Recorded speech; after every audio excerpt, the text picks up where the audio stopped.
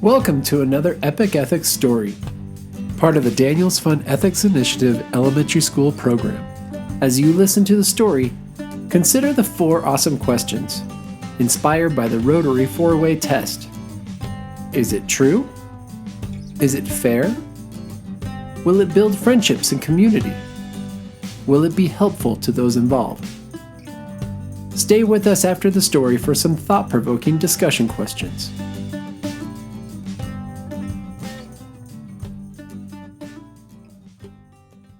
And now, the story of honeyed words can't sweeten evil. An Algonquin story, read by Glue Scabby.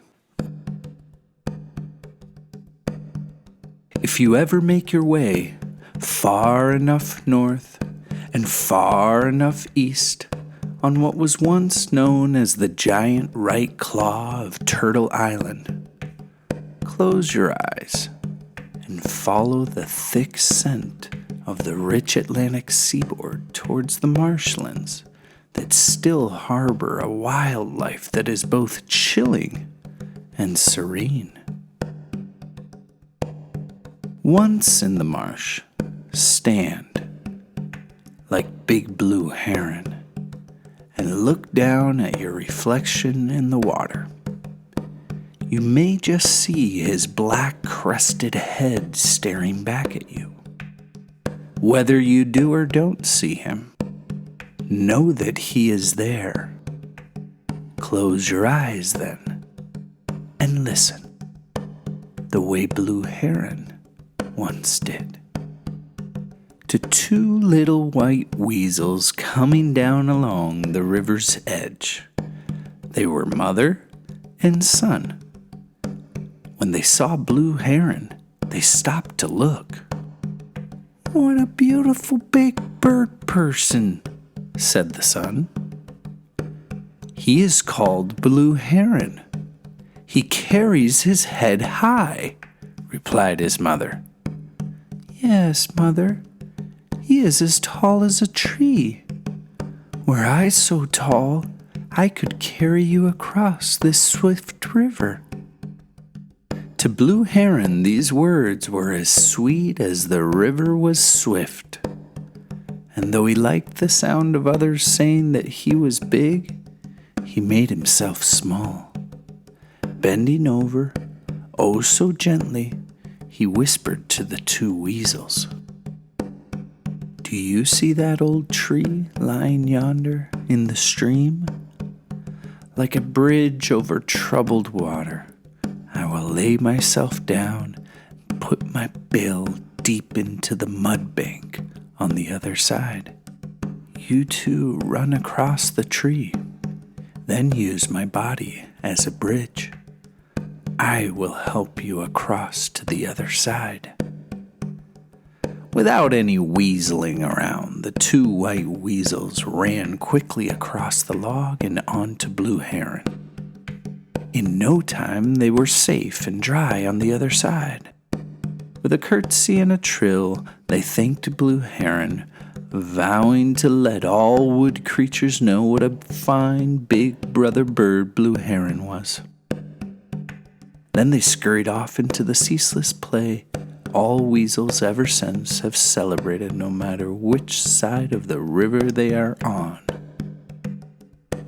Now, it just so happened that just about a stone throw away, Old Wolf had been standing on the riverbank, carefully watching how the weasels had crossed.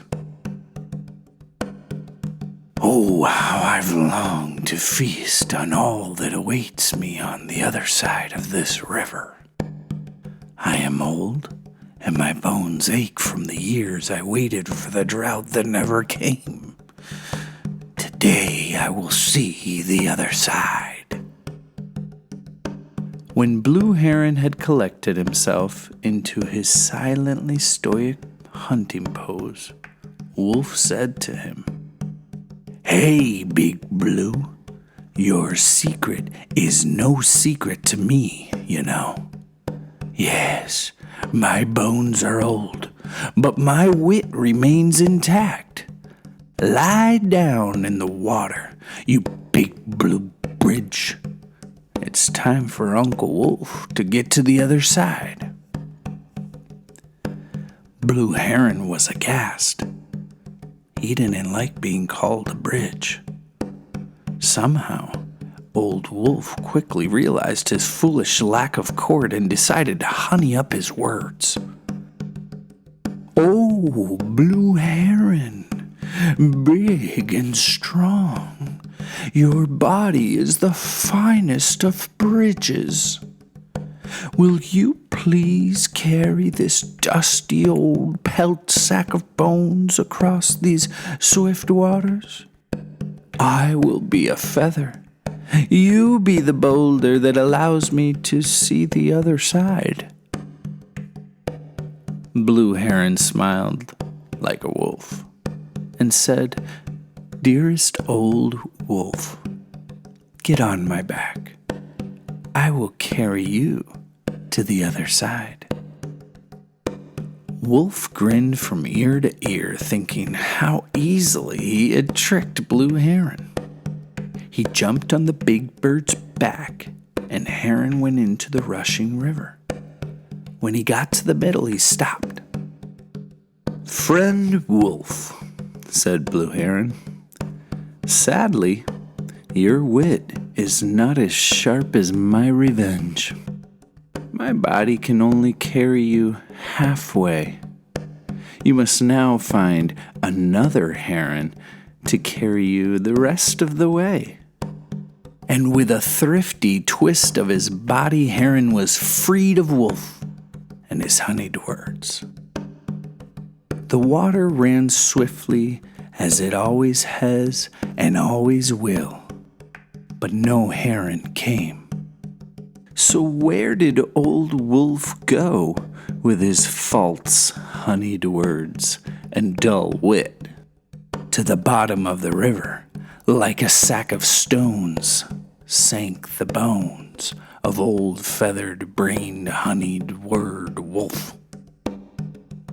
Open your eyes, my good friends, and look up from life's swift swallowing waters, and tell me, have you ever seen a wolf that trusted a heron?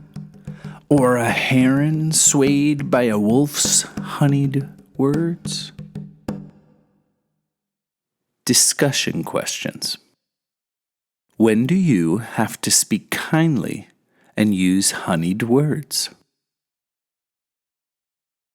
Tell of a time that someone used honeyed words on you.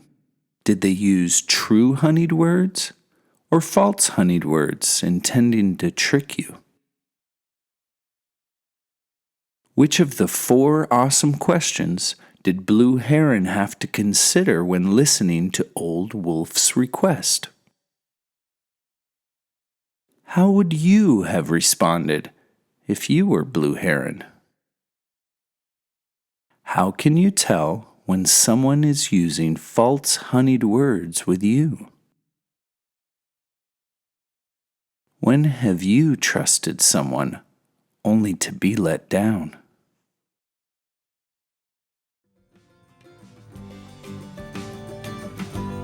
This has been an Epic Ethics recording, generously sponsored by the Daniels Fund Ethics Initiative.